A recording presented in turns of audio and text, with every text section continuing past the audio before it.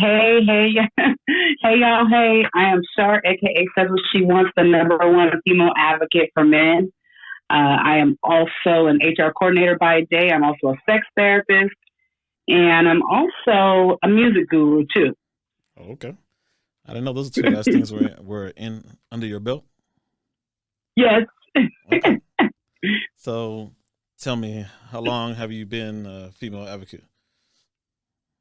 I have been doing this for over 4 years now, Oh, really? but previously what I was doing was, yeah, it was more geared towards the bedroom as far as women pleasing their man in the bedroom, because so many times you hear about what men need to do to please their woman, Mm. but little is there out there about women pleasing their man. So that's where I started to advocate, and I just started like in the last year on a broader range, like bringing it more, honing in on the whole man instead of just the physical aspects of things. Okay.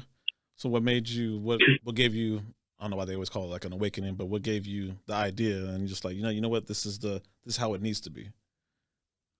You know what? Like I said, I had already been advocating for men for the last 4 years, but one day I made this post and it just like there were so many guys that was like, yeah, like that's how I'm feeling. No, my girl doesn't do X, Y, and Z for me. I'm so glad you said that. And then I just kept on hitting just different subjects, different topics, and then that's how my niche was born. I created another lane. Okay. Do you feel you came from that, like you were able to hit it because you've always been that woman, or did you used to be the woman that wasn't like giving in complying a, with her in a man lot of and all ways. that? And y'all know I give it to you straight, no chase, Yeah. raw, uncut, straight down your throat like hot cognac. You know what I mean? Like that's how I bring it. And so yes, in a lot of ways, I was that woman. Mm. And so what happened was I started to look more inward and I started to dig out the stuff like the childhood trauma, the stuff I experienced as an adolescent, the stuff I experienced being in a relationship for over 23 years with the same person. Mm. And I just started to see like, wow, like I had so many different things going on to where that is why I acted out towards the men in my life. And so yeah, I dug my shit out, and also I'm super super super spiritual, and so I get divine downloads. I'm very in tune, so I get downloads that way. And then also like the experience, I'm also a certified counselor, and so I hear about this day in and day out. Mm. And honestly, most of it's by divine revelation. Honestly, Oh, okay. and That's people pretty are like, clear "Oh then. my gosh, like were you a fly? How do you know my ex-wife? Were you a fly on the wall?" It's like everybody's like, "How do you know this?" Like, Yeah. Okay. Did did you have the shift change after your last relationship, or was it during? Like, did you change I for it and did, things got I better? did. No, I did because it was, as much as because that relationship, honestly, it was super, super, super unhealthy, and I feel like, to his defense, and the fact that we were younger, like we were 16 and 17 when we got Mm. together. Yeah. So, and we were together for over 20 years. And so I feel like both of us had childhood traumas that we had experienced that we didn't know that were going to affect us. So as much as, what went on as far as like, him towards me, it wasn't acceptable. Mm. But at the same time, I understand now more like why he acted out. I'm not making excuses for it I because understand. it did get physical Yeah. a lot of the time, like Okay. for years, years, years. And so I'm not excusing it, but at the same time, I understand now. And I wasn't an angel either. That's the thing, like because I had so much trauma, because I had experienced so much as a child, Mm. um, I also acted out. So I was no angel. So that's the thing. Like when I post about it now, it's like, no, like girl, you had stuff to do in that connection too. Like Mm. just because you guys broke up, don't sit up there and try to paint him a certain way. You're not taking responsibility for your shit. Yeah. Like no, I'm actually I'm shocked that you're actually taking accountability. I've done interviewed like 40 women already, and heck like yeah, I rarely ever get it. It was just if they counted as being taking accountability, as I've had a handful of women say like so what was it that you could have done better, and then she was like, I maybe not be so nice to him. Like, huh?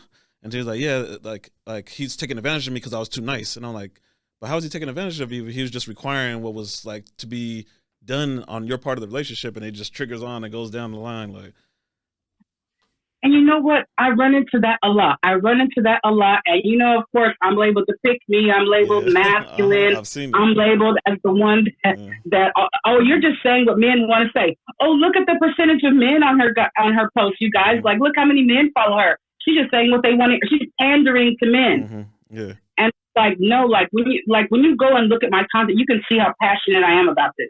Like whether it's comedy, whether I'm being serious, whether I'm doing lives on mental health and, things of that nature, like men's mental health.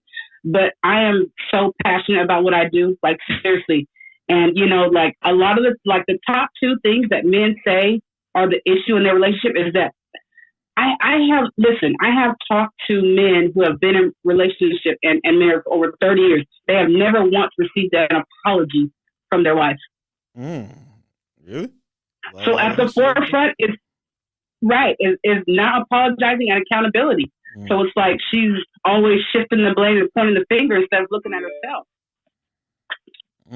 Okay. So you would say your motivation came from your self-fuel, from what you came from, or is it seeing a lot of like you said, like women not taking accountability and seeing men having to go through all this hard, like just burdens, or like just taking it all on? The reason why I'm so passionate about it, Tunchi, is the fact that so many times, like as men, you guys carry the burden. You guys carry the weight of the world on your shoulders. You guys have to go to work and fight for positions. You have to fight to stay relevant within your, frame of work. And you have to fight. Some of you have to fight to stay alive every single day, going out public.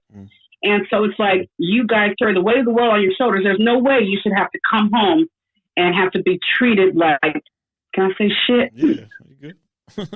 There's no way that you guys should have to come home and get treated like shit. And it's not just that. It's also the the women just always like hammering you guys. I did a session with the guy, and this is during my one of my counseling sessions a couple weeks ago, and he was talking to me, and he was coming in the house. I kid you not, I could hear the door creaking, and she just like hammering him like. Damn, I'm like, just right away. Like he was like, you see what I have to deal with? Damn. And so it's like, that shouldn't be like that.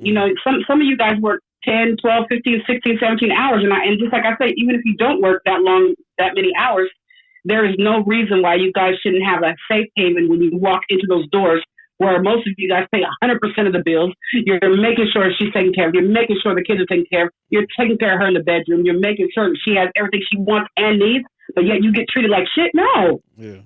You guys are what makes the world go round. True.